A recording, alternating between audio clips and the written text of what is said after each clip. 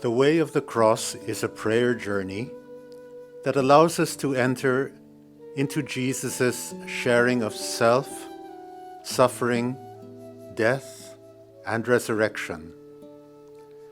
It is a way of encountering Jesus Christ, who himself experienced the pain of being wounded, betrayed, judged, and brought to an unfair and unjust death.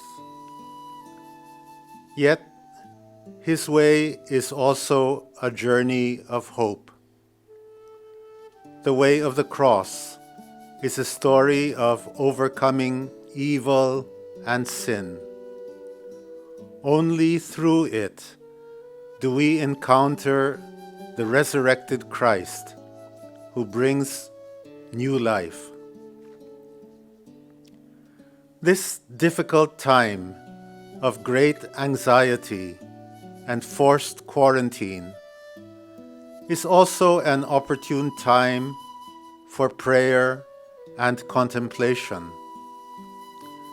The way of the cross is an invitation to continue our faith pilgrimage, even in the confines of our homes. It is a time to reflect on Jesus' journey vis-a-vis our own. As one spiritual writer tells us, the stations of the cross are a compass, a guide for the heart, a blueprint, and a source for sounding out our response to what prevails and happens in our world today. It is thus an opportune time of encountering Jesus and letting him encounter us deep in our hearts. As we begin praying the way of the cross, we invite you to take time to pause, reflect, and enter into a conversation with the Lord.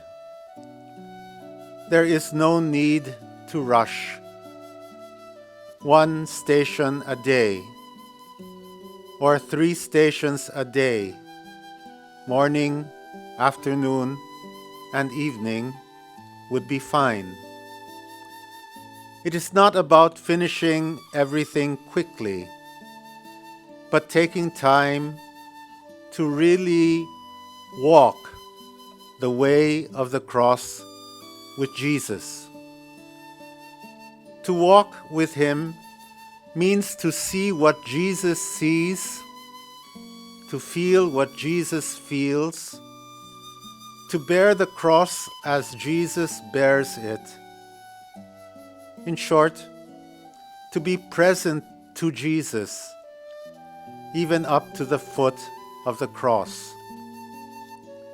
To stay with him as he drew his last breath, and ultimately to share in the joy of his resurrection.